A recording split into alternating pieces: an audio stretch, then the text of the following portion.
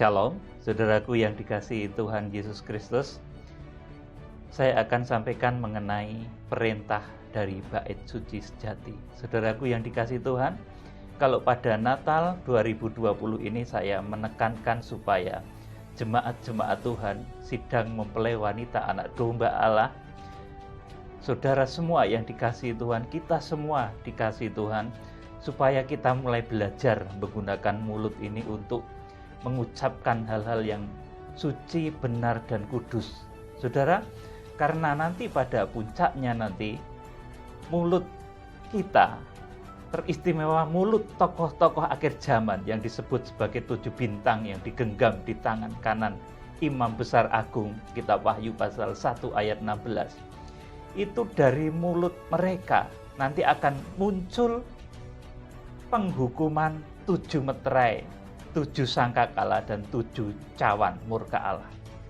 Saudaraku yang dikasihi Tuhan, jadi karena begitu dahsyat pemakaian Tuhan atas hamba-hambanya di akhir zaman, dan juga atas saudara di akhir zaman, tidak hanya hamba-hamba Tuhan, saudara pun akan bisa melakukan sesuatu yang luar biasa, mendoakan orang sembuh dan lain sebagainya. Mujizat-mujizat besar terjadi, saudaraku. Tetapi untuk mencapai kesemuanya itu kita harus bisa mengendalikan lidah. Saudara, kita harus menjaga mulut kita. Saya beritahu saudara, tidak ada nabi yang mulutnya kotor, tidak ada nabi yang mulutnya cemar, yang mulutnya penuh dengan hujatan, itu tidak ada. Kalau sampai ada terjadi orang yang disebut, saudaraku, tokoh tetapi ucapannya kotor, saudaraku, saya pastikan itu justru bukan dari kuasa dari tempat yang maha tinggi. Jadi saudaraku, karena begitu luar biasa Tuhan akan pakai mulut hamba-hamba Tuhan di akhir zaman, mulut saudara-saudara di akhir zaman, mulut jemaat-jemaat di akhir zaman, maka mulai saat ini, saudara harus bisa menjaga ucapan mulut untuk selalu mengucapkan hal yang baik, benar, dan kudus. Saudara, nanti penghukuman 7 meterai, kemudian 7 sangkakala, dan 7 bokor atau 7 cawan murka Allah itu asalnya dari ucapan mulut orang-orang yang diurapi. Perintah penghukuman 7 meterai, 7 sangkakala, dan 7 cawan murka Allah atau 7 bokor murka Allah itu datangnya dari Bait Suci Allah. Saudara, Bait Suci Allah itu apa toh, saudaraku? Kemarin sudah saya sampaikan, Bait Suci Allah yang sejati itu adalah Wahyu pasal 12 ayat yang ke-1 sampai yang ke-2.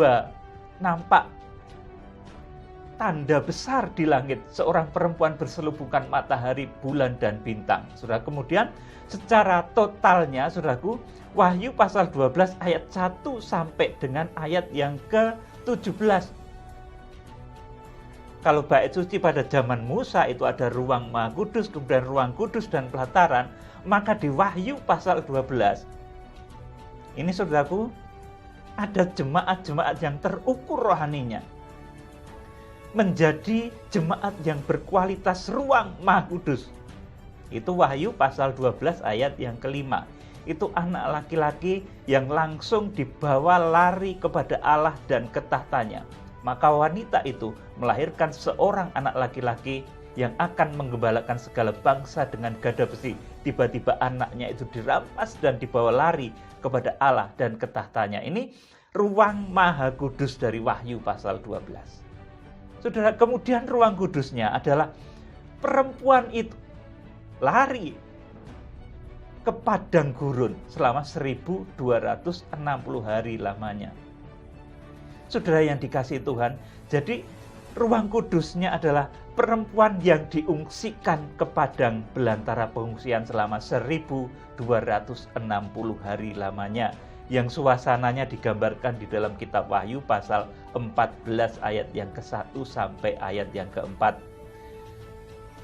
Maksud saya sampai ayat yang ke-5. Saudaraku, kemudian juga diterangkan di dalam kitab Wahyu pasal 12 ayat yang ke-14. Wanita itu terbang dengan 2 sayap burung nasar besar ke satu tempat yang disiapkan oleh Allah selama 1 masa, 2 masa, dan setengah masa. supaya jauh dari intean si ular atau naga tua atau iblis. Kemudian pelatarannya adalah, saudaraku, Wahyu pasal 12 ayat yang ke-17, yaitu keturunan lain dari perempuan itu akan diperangi oleh si naga tua atau iblis di akhir zaman, yang nanti berwujud di dalam masa antikris. Wujudnya itu adalah masa antikris yang begitu sadis dan begitu keji. Saudara yang dikasihi Tuhan, saya akan memberikan satu penerangan kepada saudara bahwa nanti ucapan mulut hamba-hamba Tuhan yang dipakai oleh Tuhan yang disebut 7 bintang yang digenggam di tangan kanan Imam Besar Agung, Wahyu pasal 1 ayat 16. Mereka akan mampu, saudaraku, menghukum bumi dengan 7 bokor murka Allah, 7 cawan murka Allah. Dan perintah ini datangnya dari bait suci. Bait suci itu kenyataannya adalah tadi, saudaraku, sidang mempelai di Wahyu pasal 12 ayat 1 dan 2. Kalau totalnya semuanya ruang Maha Kudus, kemudian ruang kudus dan pelataran itu Wahyu pasal 12 ayat 1 sampai dengan ayat yang ke-17. Saudaraku, nanti kegenapannya itu adalah Yerusalem baru, mempelai wanita anak domba Allah yang turun dari surga seperti seorang perempuan yang berdandan bagi suaminya. Wahyu pasal 21 kalau sudah membaca dari ayat 1 dan seterusnya. Saudara yang dikasihi Tuhan, jadi perintah untuk meluncurnya penghukuman 7 bokor murka Allah ini nanti berasal dari bait suci itu, saudara. Dari bagian mempelai wanita anak domba Allah itu. Saudara, kita akan membaca Wahyu pasal 16 ayat 1 dan 2. Dan aku mendengar suara yang nyaring dari dalam bait suci berkata kepada ke-7 malaikat itu, pergilah dan tumpahkanlah ke-7 cawan murka Allah itu ke atas bumi. Ayat 2, maka pergilah malaikat yang pertama dan ia menumpahkan cawannya ke atas bumi.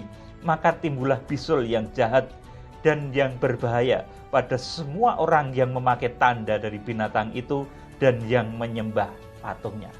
Saudara, ini dari ucapan mulut hamba-hamba Tuhan di akhir zaman yang dilantik oleh Tuhan menjadi tangan kanannya Tuhan, menjadi pelaksana dari keputusan Tuhan, pelaksana dari pekerjaan Tuhan di akhir zaman. Saudara, dari mulut ke-7 hamba Tuhan ini nanti akan meluncur penghukuman 7 cawan murka Allah.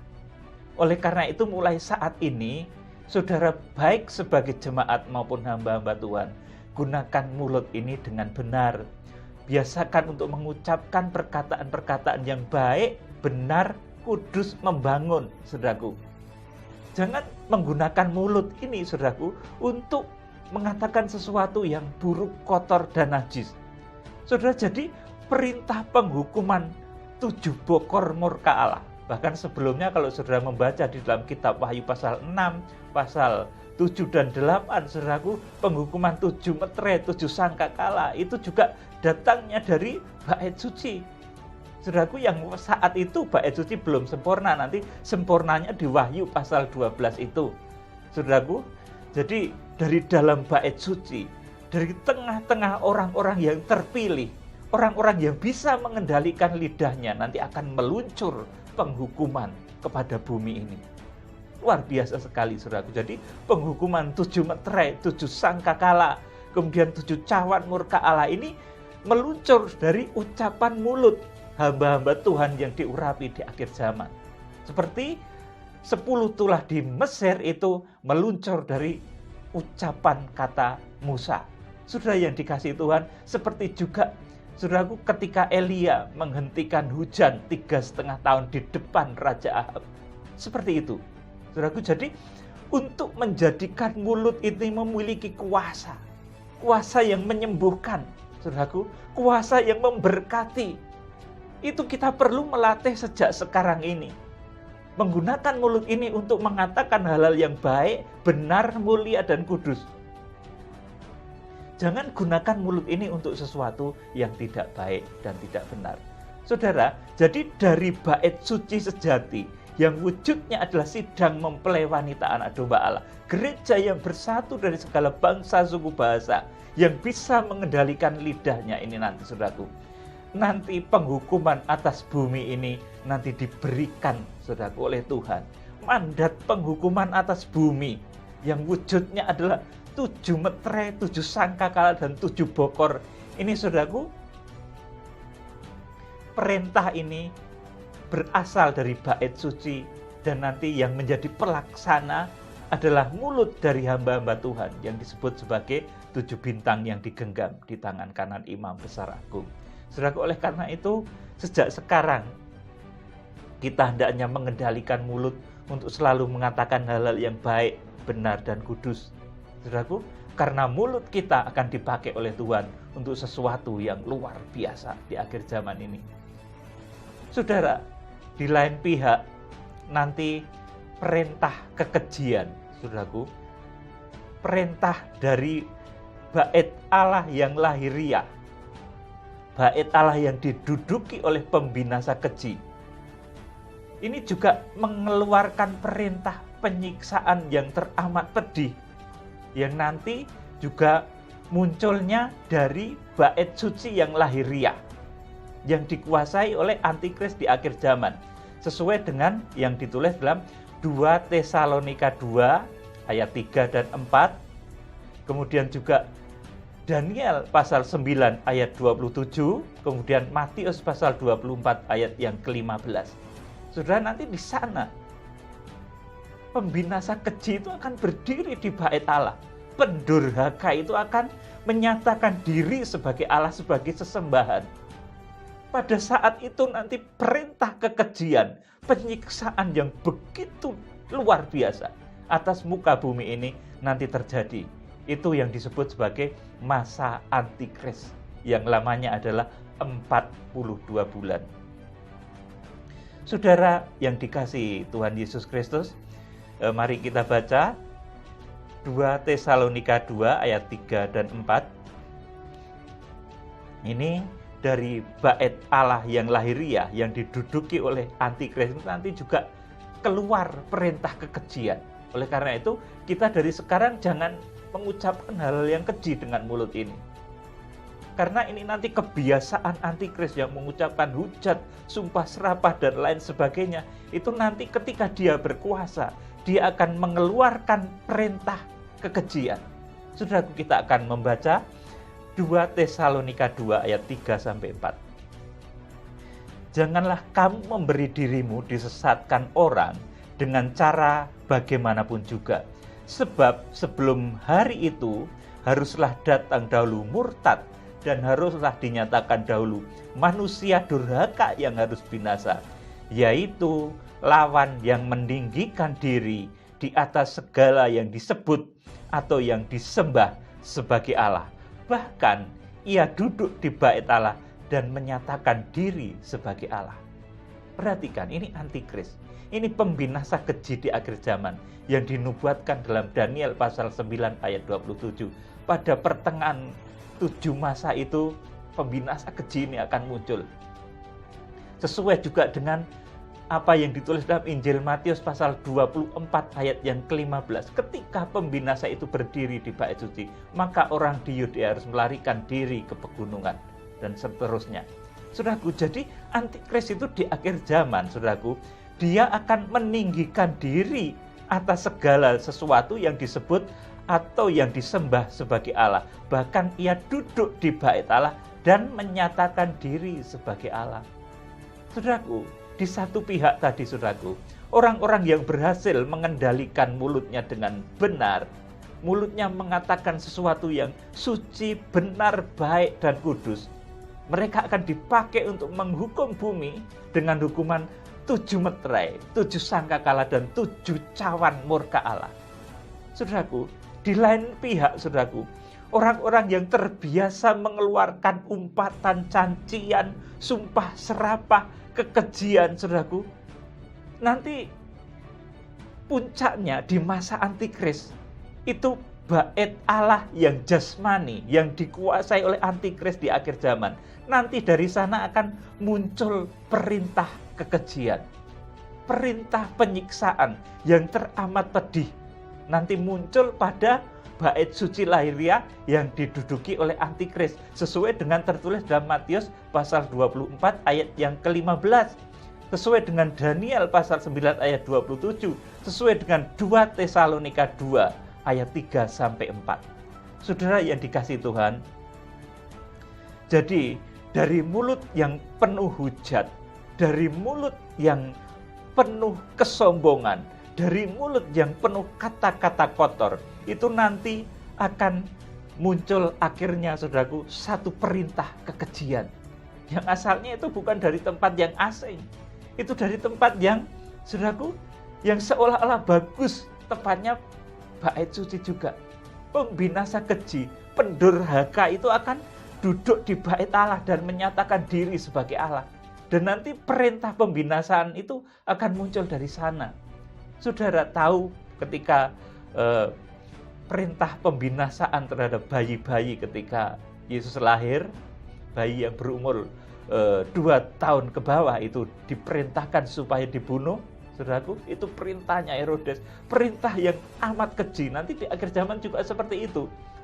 1260 hari atau 42 bulan sebelum kedatangan Tuhan kita Yesus Kristus akan datang pembinasa keji ini. Dan dari mulutnya akan keluar perintah keji untuk melakukan satu penyiksaan yang teramat pedih bagi semua manusia di muka bumi, teristimewa orang-orang yang memiliki kesaksian Yesus. Saudaraku yang dikasihi Tuhan, jadi dari mulut yang penuh dengan hujat itu nanti akan keluar perintah yang penuh kekejian. Maka dia disebut sebagai pembinasa keji, yaitu perintah yang membinasakan manusia-manusia yang percaya dan menyembah kepada Tuhan Yesus Kristus. Wahyu pasal 13 ayat 5-7 saya bacakan. Dan kepada binatang itu diberikan mulut yang penuh kesombongan dan hujat, dan kepadanya diberikan juga kuasa untuk melakukannya 42 bulan lamanya. Jadi mulutnya antikris, mulutnya binatang yang keluar dari dalam laut, gambarannya itu saudaraku, itu antikris saudaraku, itu penuh dengan kesombongan dan hujat. Semua dihujat, Tuhan dihujat saudaraku, segala sesuatu dihujat. Saudara yang dikasihi Tuhan, jadi dari mulut yang penuh hujat ini nanti akan keluar satu perintah yang penuh dengan kekejian di masa antikris. Ayat yang 6, lalu ia membuka mulutnya untuk menghujat Allah, menghujat namanya dan kemah kediamannya, dan semua mereka yang diam di surga. Dan ia diperkenankan untuk berperang melawan orang-orang kudus dan untuk mengalahkan mereka, dan kepadanya diberikan kuasa atas setiap suku dan umat dan bahasa dan bangsa. Amin, saudaraku. Jadi ini akan ada 2 arus yang dahsyat di akhir zaman. Pertama, arus dari orang-orang yang bisa menguasai mulutnya. Ini dari bait suci nanti akan keluar perintah penghukuman 7 meterai, 7 sangkakala, dan 7 cawan murka Allah. Ini perintah dari bait Allah sejati yang wujudnya adalah sidang mempelai wanita anak domba Allah. Gereja yang sempurna di akhir zaman. Nanti akan keluar penghukuman 7 meterai, 7 sangkakala, dan 7 cawan. Jadi saudara jangan khawatir. Kalau saudara ini bagian dari tubuh Kristus, saudara adalah bait Allah. Saudara bagian dari wanita yang berpakaian matahari, bulan, dan bintang. Saudara jangan takut. Justru dari situ nanti asalnya penghukuman 7 meterai, 7 sangkakala, dan 7 cawan murka Allah. Orang-orang yang bisa mengendalikan mulutnya, nanti dari ucapan mulutnya ini akan berpengaruh terhadap alam raya. Oleh karena itu mulai saat ini saudara harus belajar menggunakan mulut saudara untuk mengucapkan hal-hal yang baik, benar, dan kudus.